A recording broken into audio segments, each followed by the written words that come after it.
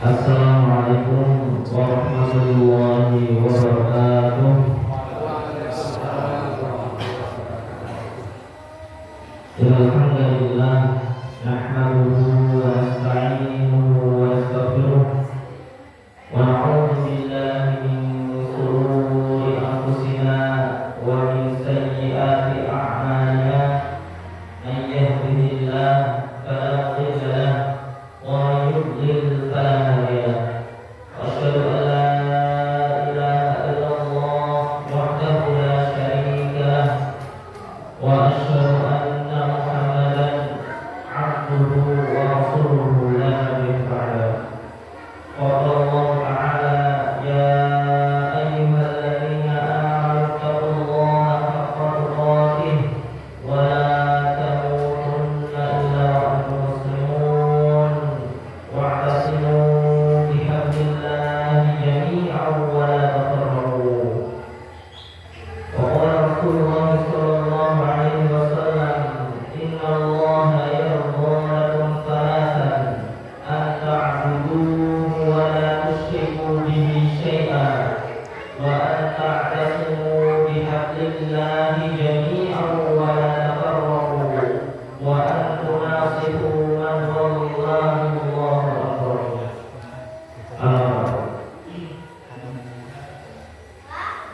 Rais yang baik dan kami hormati yang kami muliakan, semoga Allah berikan kesehatan dan keberkahan serta staf-stafnya.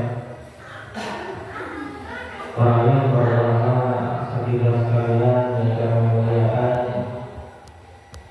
ikhwan dan akhwat rahimani wa rahimakumullah. Marilah kita adakan rasa syukur kita kehadirat Allah Subhanahu wa taala atas segala kenikmatan yang telah Allah karuniakan kepada kita semuanya, sehingga pada pagi dan siang hari ini kita bisa berkumpul untuk menjalankan kewajiban kita semuanya sebagai seorang mukmin dan juga sebagai seorang makmum, yaitu untuk menuntut ilmu dan juga melaksanakan ta'lim. Kemudian salawat salam semoga senantiasa tercurah kepada Nabi Muhammad sallallahu alaihi wasallam serta para keluarganya, para sahabatnya dan orang-orang yang senantiasa istiqomah di dalam menjalankan sunnah-sunnah beliau. Jemaah rahimani wa rahimakumullah, sebelum kami menyampaikan sedikit pembahasan pada pagi hari ini, kami ingin menyampaikan salam dari Naibul Imam Ganjar Negara untuk ikhwan dan akhwat di Yayasan Berit di mengucapkan Assalamualaikum warahmatullahi wabarakatuh. Waalaikumsalam warahmatullahi wabarakatuh. Jemaah yang juga senantiasa Allah rahmati dan Allah berkahi, pada pagi hari ini kami akan menyampaikan sedikit mengenai apa yang sudah kita laksanakan setiap hari 5 waktu, yaitu mengenai fikih sholat. Atau lebih khususnya nanti kita akan membahas tentang rukun-rukun daripada sholat. Tapi sebelum itu, di dalam kitab 70 berjamaah dikatakan fa'inna li-usulil 'azimah allati bunya 'alaiha dinul Islam. Di antara fondasi yang paling penting, yang fondasi ini membangun agama Islam. Fondasinya itu al-amru bil jamaah wal ikhtilaf. Nah, fondasi itu namanya adalah berjamaah. Jadi Islam fondasinya itu adalah berjamaah. Tiangnya itu adalah sholat. Yang sholat fondasinya itu adalah berjamaah. Ini sesuai dengan firman Allah Subhanahu wa taala. Ini adalah perkataan daripada Syekh Jamaludin. Dia menulis kitab judulnya Wujud wajibnya mengetahui. Nah, kitab yang berkaitan tentang wajibnya melazimi jamaah itu sebenarnya sudah mulai di Saudi Arabia.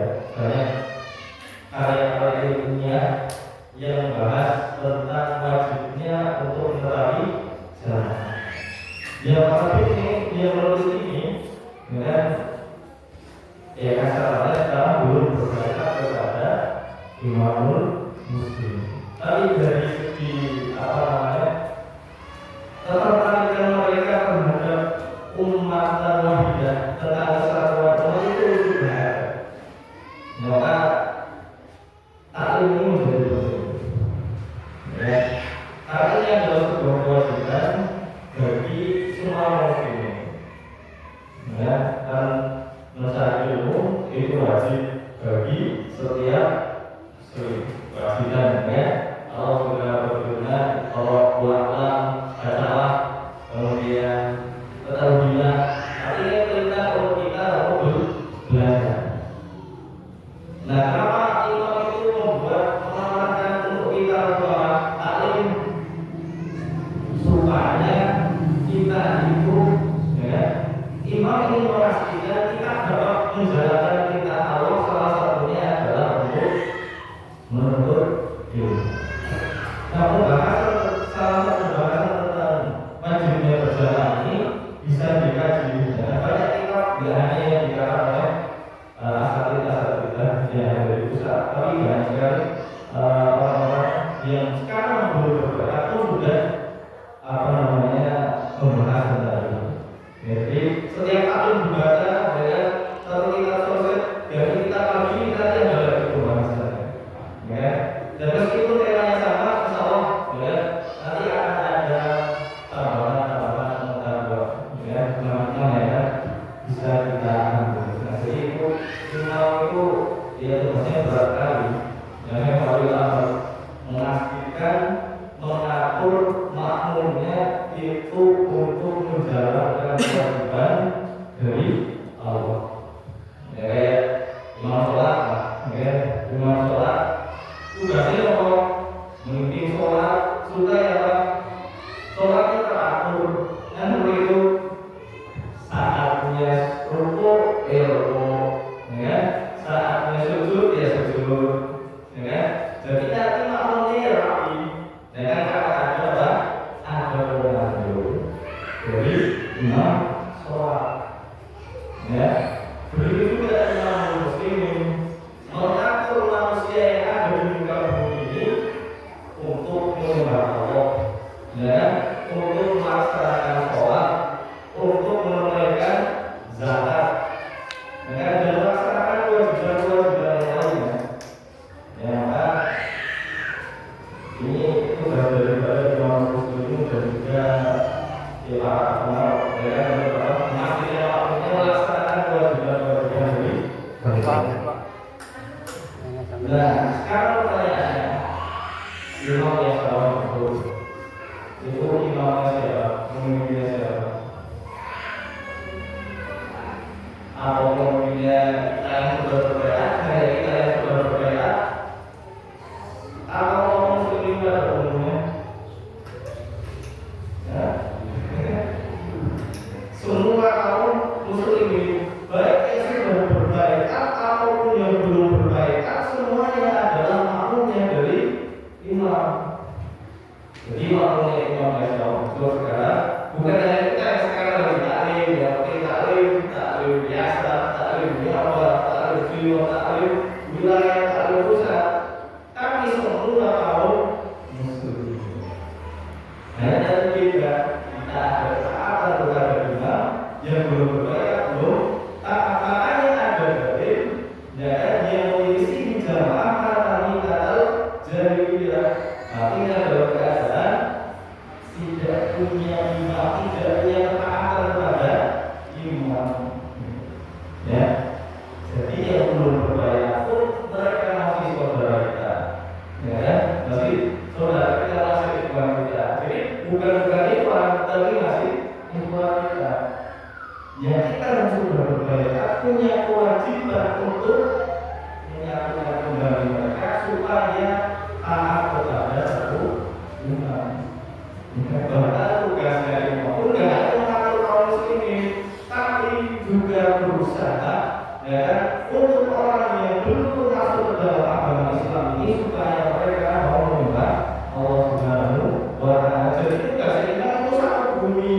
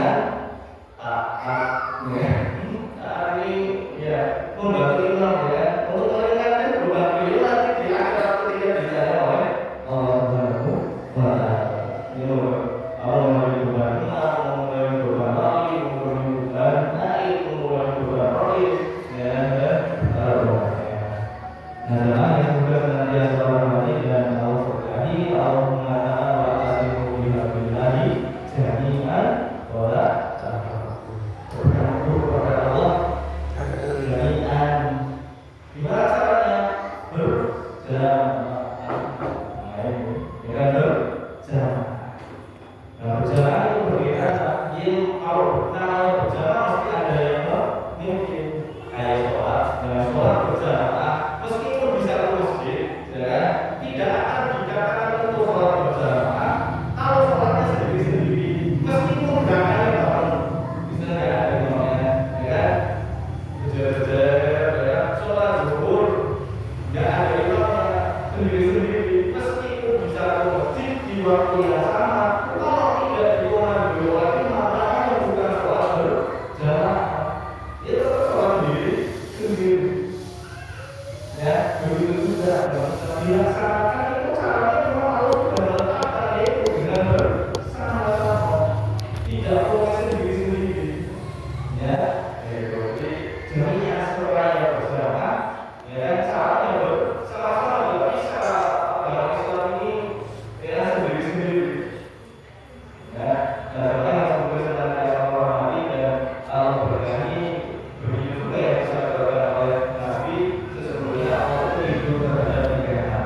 Ketika kita mengenal Allah, hubungan kita terhadap Allah. Setelah hubungan kita terhadap Allah, hubungan kita kepada manusia terutama atas hubungan bila dijadikan walaupun bergantung kepada agama Allah supaya berjamaah bersama-sama. Ya, hatinya disatukan, yang susah, ya, ada orang yang susah dibantu. Ya, kalau berjalan kayak gitu, ya, ini juga berjalan ini masuk juga, ya, hubungan kita terhadap sesama manusia, bagaimana kita memuliakan keluarga, bagaimana kita memuliakan tetangga, bagaimana kita memuliakan tamu, ya, memuliakan tamu itu juga salah satu, ya, harus bisa menyatukan. Nanti kalau dilayani dengan baik kan hubungannya baik, ya. Ya, urusan-urusan juga nanti akan berjalan dengan. Nah, doa yang kemudian senantiasa terhormati dan Allah berkati mati tak tahu tak terasa jalan apa namanya. Wa inna usul nabi ma'ala tibunya dari Islam Allah berjamaah. Sesungguhnya fondasi yang paling penting yang membangun agama Islam ini adalah dengan berjamaah. Karena kalau diteliti, ya, ibadah-ibadah yang Allah perintahkan, ya, itu ada isyarat-isyarat, ya, yang menunjukkan untuk persatuan, untuk berjamaah. Misalkan tentang keyakinan, kita diperintahkan oleh Allah untuk hanya yakin pada satu Tuhan, ya, tidak lebih dari satu. Maka dikatakan syirik ketika dia mempercayai Allah sebagai Tuhan, juga mempercayai hal yang lain juga sebagai Tuhan. Nah, kataannya apa namanya? Nanti susah, ya. Misalnya Tuhan seperti ini, Tuhan ini, ya, kita pakai apa? Ya, ini menuju jadi dari segi keyakinan saja, agar itu menuju terhadap apa? Yang terakhir hanya satu ini, tidak boleh juga.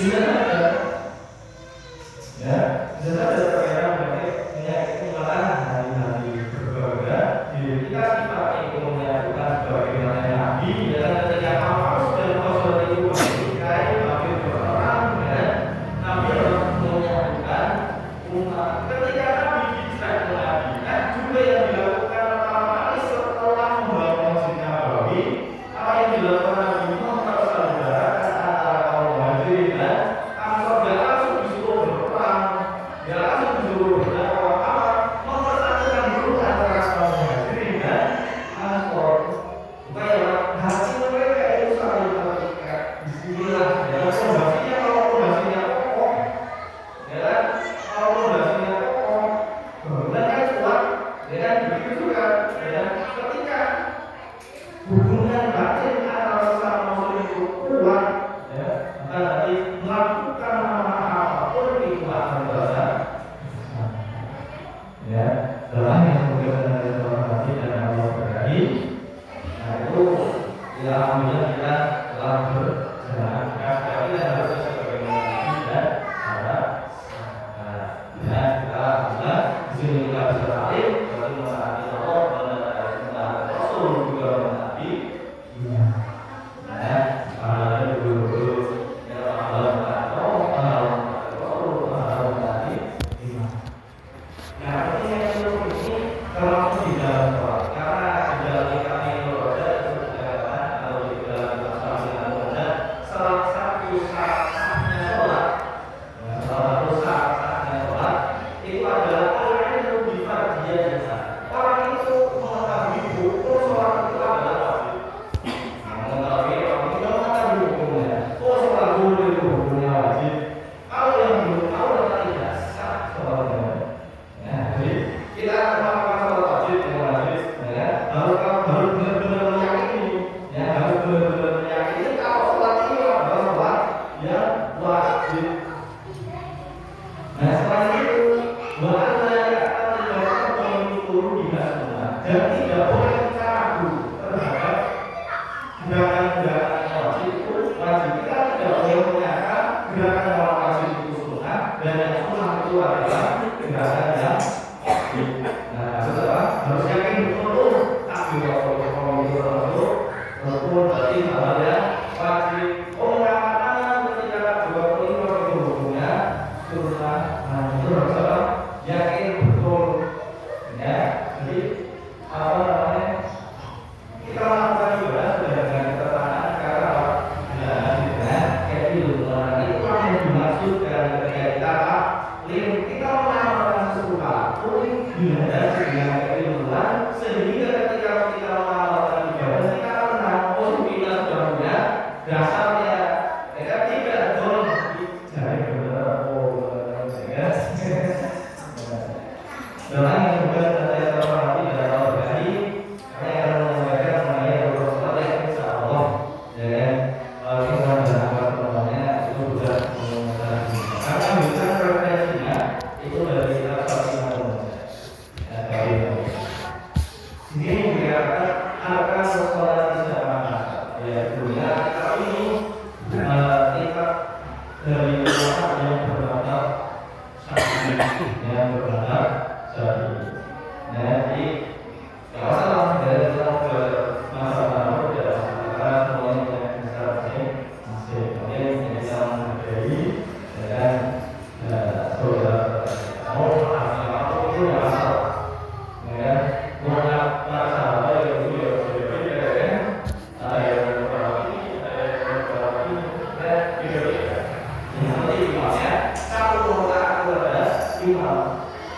Nah, ketika Imam Syafi'i ada Imam Ahmad, ya, itu kan di dalam satu pemeriksaan yang sama, ya, ada apa? Di sini dikatakan akan sholat di sebelah rukun sholat itu ada 17. Ya, rukun sholat ada 17. Al-awwaliyah yang pertama adalah ini. Ya, kalau model ngajar, ya, model ngajar, ya, terus muka yang mengajar, ya, lalu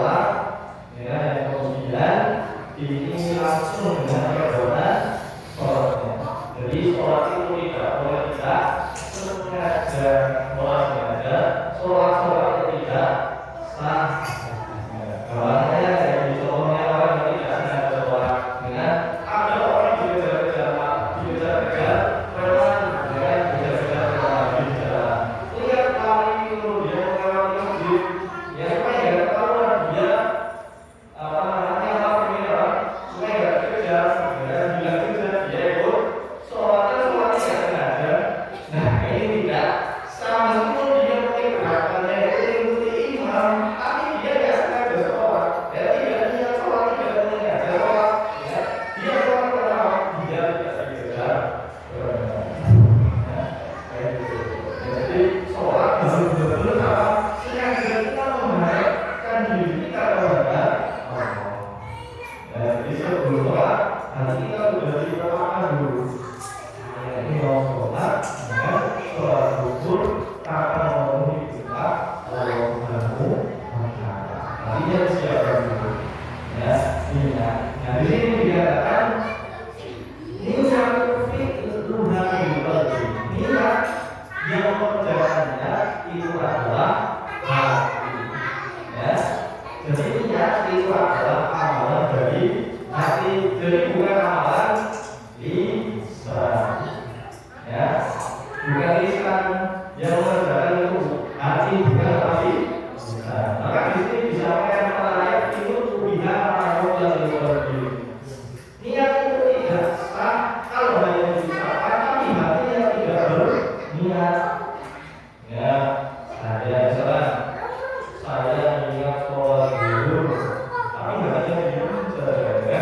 Ya, bahkan sampai hatinya mengingkari ini, ya tidak sah. Jadi aslinya itu di hati. Nah, melaporkannya hukumnya bagaimana melaporkannya? Ya, sholat bukti Alhamdulillah Ta'ala. Saya niat sholat zuhur, alhamdulillah kalau dilakukan zuhurnya istighfar yang direkomendasikan oleh para ulama untuk membantu hati supaya berniat.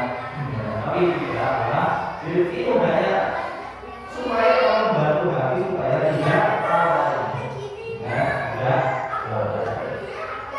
Akan dilakukan melakukannya tidak, tapi tidak pernah melakukan niat ini istighfar di awal dia supaya membantu orang-orang supaya hatinya tidak lalai. Ya, supaya hatinya tidak lalai. Kadang-kadang ya, kadang-kadang ada orang yang sholat kalau hindari hal semacam itu, makanya disuruh diistighfar, direkomendasikan, ya Allah rekomendasikan untuk melakukan ini. Jadi yang melakukan niat yang penting hatinya juga ikut niat, jangan melakukan tapi hatinya tidak berniat. Doa yang menggunakan hati dan hati itu yang pertama adalah niat. Yang kedua adalah takbiratul ihram. Yang dimaksud dengan takbiratul ihram itu apa? Ayyaqulul musalli awwal sholatihi Allahu Akbar. Orang yang sholat memulai sholatnya dengan ucapan Allahu Akbar. Ya, takbiratul ihram itu mengucapkan apa? Allahu Akbar. Ini kalimat yang paling simpel, paling minimal dari Allahu Akbar. Dua kata ini harus ada, kata Allah dan kata Akbar ini harus ada. Akbar itu ditambahi boleh atau tidak? Tambahin kata yang lain boleh atau tidak? Boleh. Tapi tambahan itu harus dari nama Allah Subhanahu wa Ta'ala. Misalkan Ar-Rahman, Allahur Rahmanu Akbar, tidak masalah. Tidak masalah.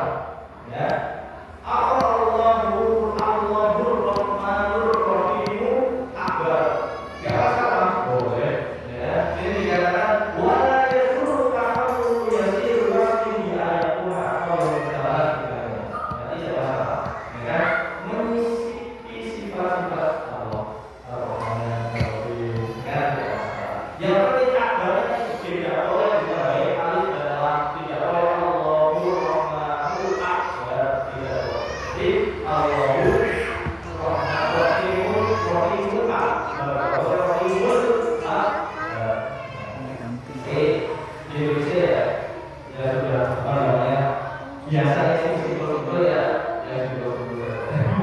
Meskipun kalau misalnya ada wanita ya, yang mengucapkan kayak gitu, betul, ya, kita mengucapkan ya Allah Akbar, Rabbi anu, ya, kita kan, ya,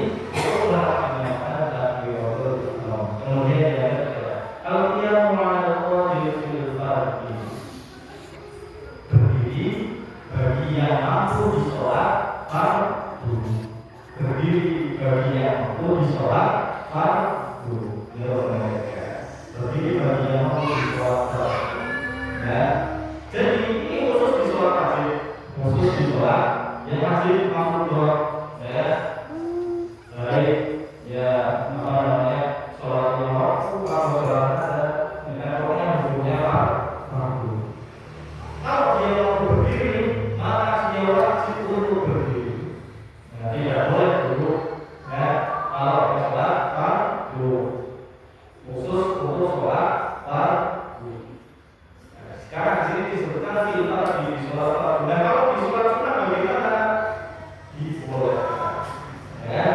Orang yang mampu berdiri di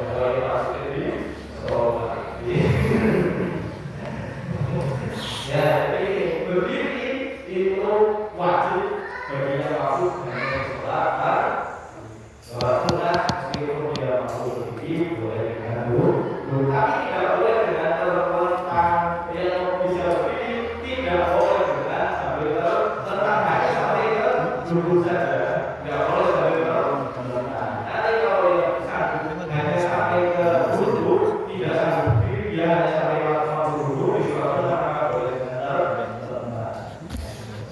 Nah, sekarang yang juga nanti orang masih dalam kali ini ya ketiga, berdiri sudah mampu khusus di sholat. Kemudian yang keempat, qiraatul Fatihah, membaca surah Al-Fatihah. Kayak sebelumnya tadi, takbiratul ihram harus Allahu Akbar. Kalau misalkan nggak bisa mengucapkan Allahu Akbar dengan terjemahannya, ya, orang maaf dengan nggak bisa ngomong bahasa Arab, ya, belum bisa terbiasa ngomong bahasa Arab. Kalau nggak bisa membaca bahasa Arab, Allahu Akbar nggak bisa, maka pakai terjemahannya. Misalnya bahasa Indonesia ya Allahumma, ya, Allahumma ya nggak bisa, ya, Allahumma dengan sebagai terjemahannya saja. Nah, kemudian yang keempat adalah membaca surah Al-Fatihah. Ya, ini merupakan wajib, ya, rukun di semua sholat baik yang fardu yang sunnah. Ya, itu apa namanya, wajib harus dibaca. Ya, harus dibaca. Nah, kalau bisa membaca surah Al-Fatihah gimana? Nggak boleh dengan terjemahan. Kalau nggak bisa membaca surah Al-Fatihah, nggak apa-apa surah Al-Fatihah, maka dicari dengan ayat di dalam Al-Quran yang dia hafal. Misalkan beberapa Islam, ini kalau sudah dalam Islam sih ya mesti hafal, ya. Ya beberapa Islam, dia nggak hafal surah Al-Fatihah, tapi hafalnya surah Al-Ikhlas. Dia sudah baca surah Al-Ikhlas, tapi juga surah sampai adatnya itu setara dengan surah Al-Fatihah. Misalkan baca Al-Fatihah itu akunnya itu berarti, kemudian kalau baca surah Al-Ikhlas itu 30 detik, berarti surah Al-Ikhlas itu diulang sebanyak 2 kali sampai adatnya itu sama dengan surah Al-Fatihah. Nah, kalau baca juga surah Al-Fatihah, surat Al-Fatihah, apa tuntas orang tidak hafal Quran. Solusinya bagaimana? Diganti dengan zikir. Ya, diganti dengan zikir. Orang yang tuntas tidak hafal Quran, maka ketika di saat membaca surah Al-Fatihah ini diganti dengan zikir yang dia mampu. Maksudnya seberapa ya sudah diulang terus sampai adatnya itu sama dengan surah Al-Fatihah. Sampai adatnya diulang sampai adatnya setara dengan membaca surah Al-Fatihah. Nah, kalau masih nggak bisa, ya, Quran tidak hafal,